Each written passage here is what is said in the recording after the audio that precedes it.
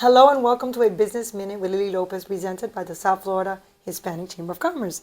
Here at Voices for Children with the amazing Kadie Black. How are you, Kadie? Great. Thank you so much for being here. We're so excited to have you. Oh, this is like so impressive. And I know about Voices for Children, obviously. You guys have been around for 40 years, you told me. Yeah, we're entering our 40th year. 40th year. Yeah. And I know the great work that you do. Tell me about everything. I mean, how many children does Voices for Children have under its care, the foster care? Yeah, absolutely. So there are 1,600 kids in That's a lot. Miami-Dade County that are in foster care. Kids come in because of abuse, abandonment, or neglect. And Voices provides a voice in court for those kids to help them navigate the court system and make sure that they have all that they need. Right. And we also provide basic needs, dignity items, and experiences for those kids because we really believe kids should have the same as every other child so that they can hold their head high and they don't feel different. I have a question. When you have someone who takes a foster child in, what if after 2 years they don't want to keep that child? Then what happens? They come back to you, and then you have to find a place for them? So we Another foster care family? Yeah. So we actually don't find placements. We work with our partners like Citrus and Children's Home Society and His House and others for actual placements and foster parents. What we do that also is unique is, let's say a grandmother raises her hand and says, I'm going to take my grandchildren, all 4 of them, so that they don't go into a foster home. Right. Overnight, she needs things. And so what Voices will come in and do is we will kind of give her all those things she needs. Bunk beds, we'll pay for her rent for a little while, we'll do utilities, we'll do clothing and food, just to make sure that grandma gets a chance to kind of figure out what's going on.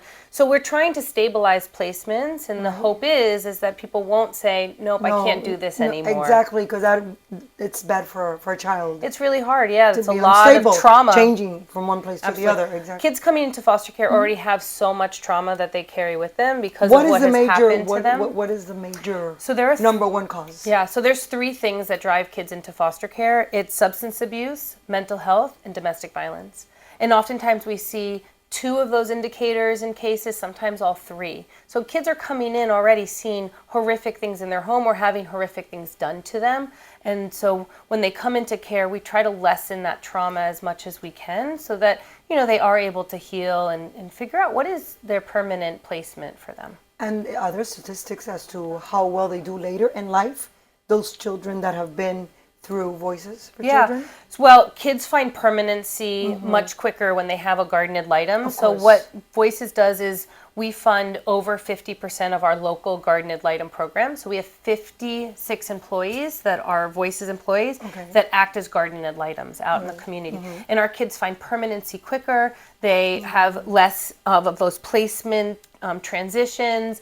And then, of course, making sure that they have what their needs are, they do better in school, all of those things. Unfortunately, when kids turn 18, oftentimes they're forced to age out of foster care. Right. And that's when things get really challenging for them. And then who handles that? After that, is there an agency? Yeah, so Citrus does, and we also continue to help. Yeah, and so with our partners, Citrus manages the foster care system in Miami-Dade County, and they do wonderful work, and we have a wonderful partnership.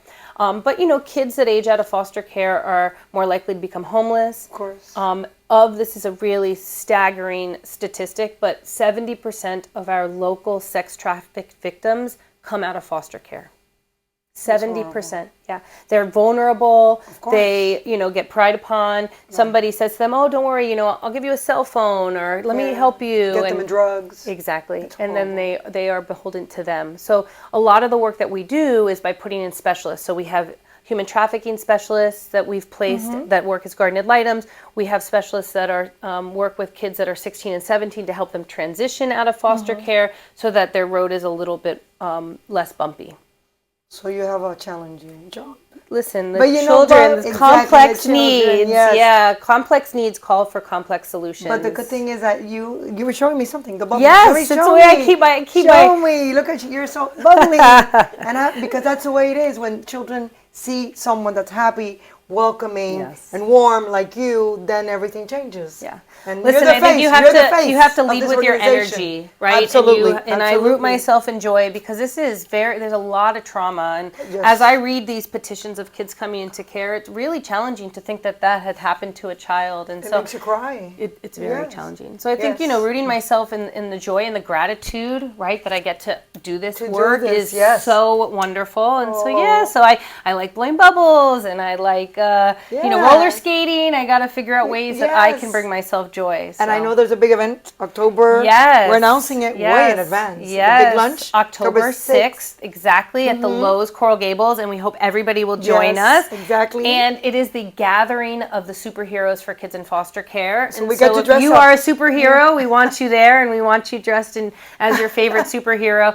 Just again, to show kids that we can be joyful as we are doing some really, really hard work. It's great. It's been wonderful to have an opportunity to be with you today, Kadie. And I thank you for everything that you do for the community. And As you a as young well. woman, Thank you. You're doing a lot, and I congratulate Thank you you. for all your I successes. feel so grateful that I get to do this work alongside Yes. people like you who thank you. just help to elevate the messages that are Exactly. in the needs of our community. So And there are thank many you. needs, and there are many needs. There are many needs in and our a shout out community. also to a big shout out to our mayor. Yes, Daniela yes, Vincava, who co-founded with your mom. Yeah, Yes. Mayor Cavo is Yes. one of our founders, Yes, and she so was. we're honoring her at our luncheon, which is really exciting. And she's leading the way, and talk about leading with her energy Yes. and leading Oh, with compassion gosh, and with yes, love. yes.